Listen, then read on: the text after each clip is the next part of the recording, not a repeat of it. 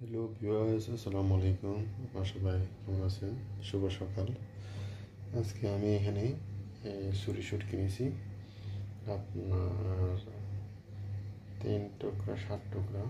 এখানে আপনার মোটর আছে, আর এখানে সিমের বিচি, আর এখানে 2টা টমেটো, আর 4টা পেঁয়াজ, আর 2টা আলু কেটে নিয়েছি, আর এখানে বেগুন।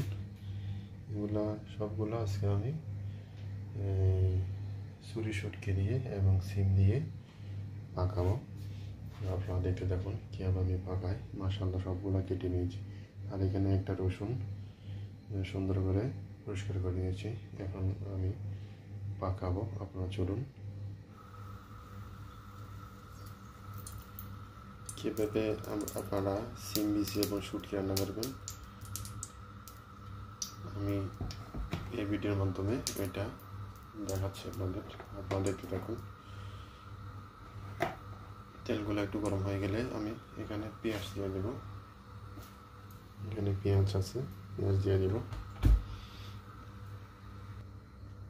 এরপরে পেঁয়াজ দিয়ে দিচ্ছি। পেঁয়াজ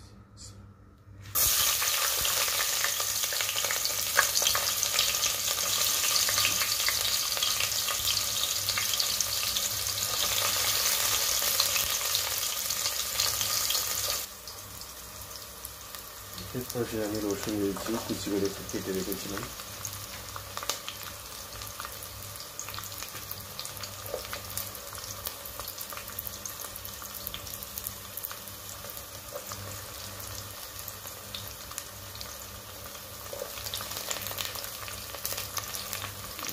নেড়ে ছেড়ে দিচ্ছি।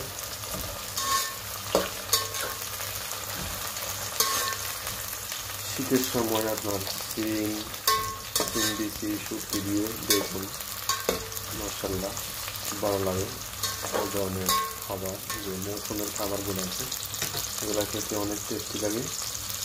আর এদিকে আমি কয়েকটা মরিচ নিলাম, আর এগুলো তো আছে মাশাআল্লাহ দেখতেছেন। মাশাআল্লাহ সিমগুলো অবশ্যই আমি দেশ থেকে এনেছি, আমার আম্মা দিয়েছিল।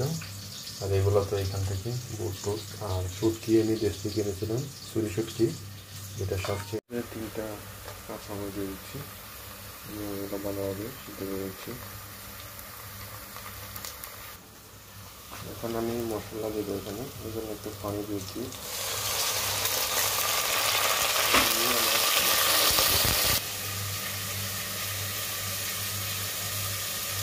এখানে মশলা মরে দিচ্ছি 1 চামচ।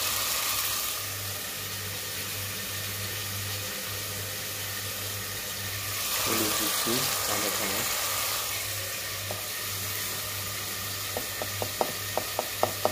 জিরা দিয়ে দিচ্ছি 1/2 চামচ। মশলার দিয়ে দিচ্ছি 1/2 চামচের একটু বেশি। এগুলো আমি ভালোভাবে মিশিয়ে নেব। মিশিয়ে আমি একটু কষিয়ে নেব ভালো করে।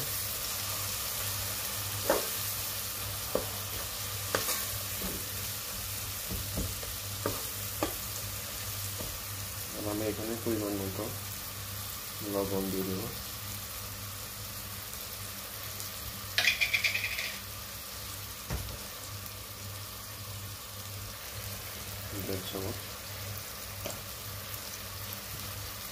ভালোভাবে কষিয়ে নিতে হবে।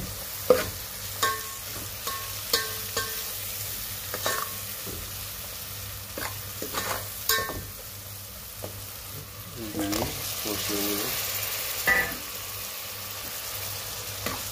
ভালোভাবে, ফ্রাই করে কষিয়ে নিতে হবে তেলের মধ্যে, তাহলেই আমার রান্নাটা অনেক স্বাদ হবে।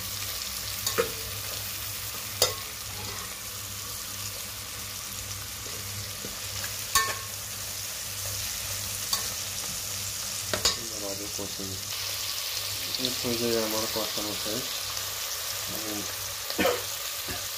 এখানে সিমের বিচিগুলো দিয়ে দিচ্ছি। সিমের বিচিগুলো দিয়ে কষিয়ে নেব।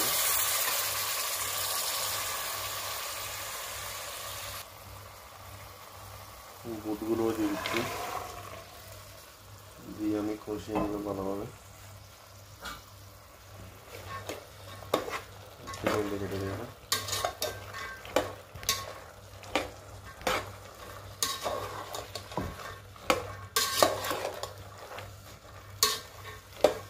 তারপরে আস্তে আস্তে আমার ওই যে আলু আছে এগুলো দিব, বেগুন দিব, সাথে সব কিছু দিব।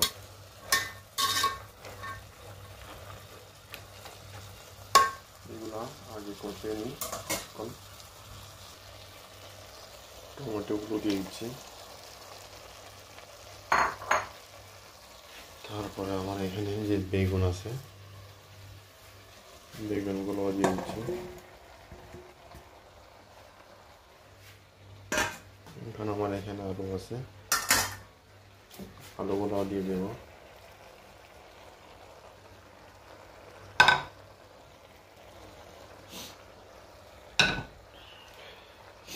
এখন আমার কয়েকটা মুড়ি দিয়ে দেখতেছেন, এইভাবে আমি কয়েকবার নাড়াচাড়া করে দিয়েছি।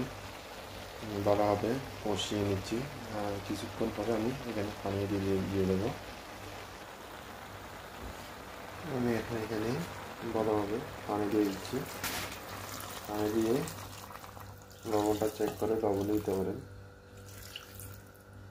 দেখতেছেন আমি পানি দিয়ে দিলাম। তারপরে এখানে প্রয়োজন মতো লবণ দিতে হবে। তো এইভাবেই আর কিছু